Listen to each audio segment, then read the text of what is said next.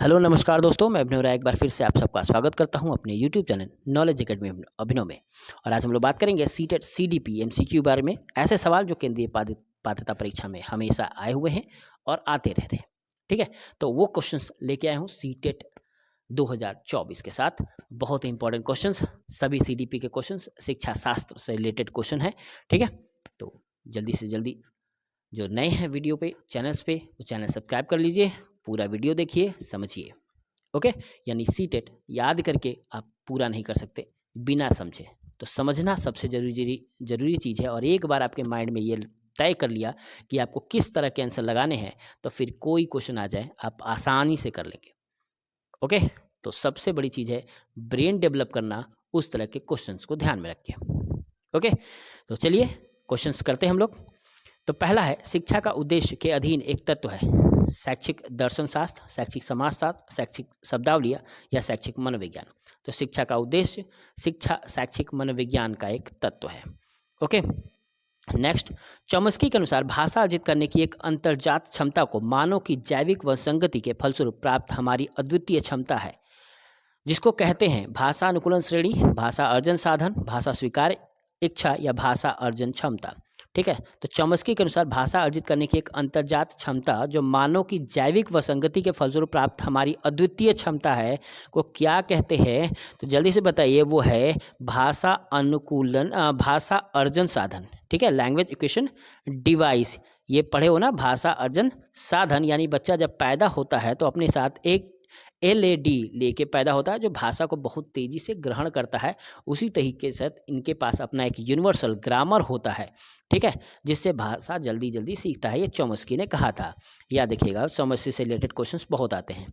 कौन सी तकनीकी शैक्षिक अनुसंधान में अधिकांशतः उपयोग में लाई जाती है? प्रश्नावली, साक्षात्कार, निरीक्षण या समाज मित्ति।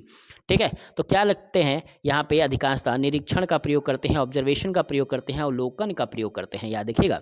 संप्रेषण की प्रक्रिया में लिखित मीडिया निम्नलिखित में से किसका भाग है? प्रेषक, संदेश, चैनल या गैर मौखिक संदेश। ठीक है, तो मैसेज यानी संदेश लिखित मीडिया का निम्नलिखित में से बड़ा भाग है। निम्नलिखित में से कौन सा आंतरिक प्रतियोगिताओं को संदर्भित करता है? इंटर क्लास प्रतियोगिता, इंटर स्कूल प्रतियोगिता, इंटर स्टेट प्रतियोगिता या इंटर स्कूल प्रतियोगिता। ठीक है, कौन सा आंतरिक प्रतियोगिताओं को संदर्भित करता है? याद देखिएगा, आंतरिक प्रतियोगिताओं को संदर्भित करता है वो है इंट्रा स्कूल प्रतियोगिता। ओके, क्या करता है? इंट्रा स्कूल प्रतियोगिता। सिग्नल लर्निंग की अवधारणा संबंधित है किससे? सिग्नल लर्निंग की अवधारणा संबंधित है शास्त्रीय अनुबंधन से, ऑपरेटिक अनुबंधन से, परीक्षण और त्रुटि से, या इनमें से कोई नहीं। तो वह शास्त्रीय अनुबंधन से। याद रखिएगा, शास्त्रीय अनुबंधन से। ठीक है, NUEPA। ठीक है, NUPA मुख्य रूप से संबंधित है किससे? तो वो है एजुकेशनल प्लानिंग से। याद रखिएगा, अभी अभी आया हुआ है 2020 में। तो NUEPA किससे संबंधित है? वो है शैक्षिक यानी एजुकेशनल प्लानिंग से। ठीक है, कौन सी अवस्था में अहम बनाम भूमिका द्वंद्व का प्रसार होता है? ये सुपरटेट 6 to 8 में आया हुआ था क्वेश्चन, सॉरी सीटेट 6 to 8 में क्वेश्चन आया था। तो कौन सी अवस्था में अहम बनाम भूमिका द्वंद्व का प्रसार होता है? किशोरावस्था, बाल्यावस्था, आरंभिक प्रौढ़ावस्था या मध्य प्रौढ़ावस्था। तो वह है किशोरावस्था में। ओके, किसमें? किशोरावस्था में।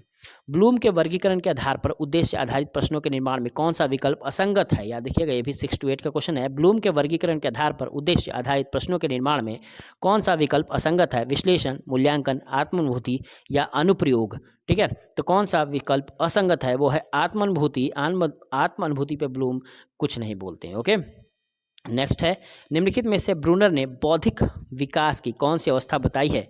ब्रूनर ने बौद्धिक विकास की कौन सी अवस्था बताई है? गामक अवस्था, प्रतिभारक अवस्था, प्रतीकात्मक अवस्था या उपरोक्त सभी। तो ब्रूनर ने सभी के सभी पे बात की है, गामक, प्रतिभारक, प्रतीकात्मक। ओके, तो आज के लिए इतना ही। धन्यवाद, नमस्कार। वीडियो कैसा लगा? ठीक है, अगर पसंद आया तो लाइक जरूर करिए। ठीक है, आगे और भी आप सबके लिए लेते आया रहूँगा जो बहुत इंपॉर्टेंट। तो आज के लिए इतना ही, धन्यवाद।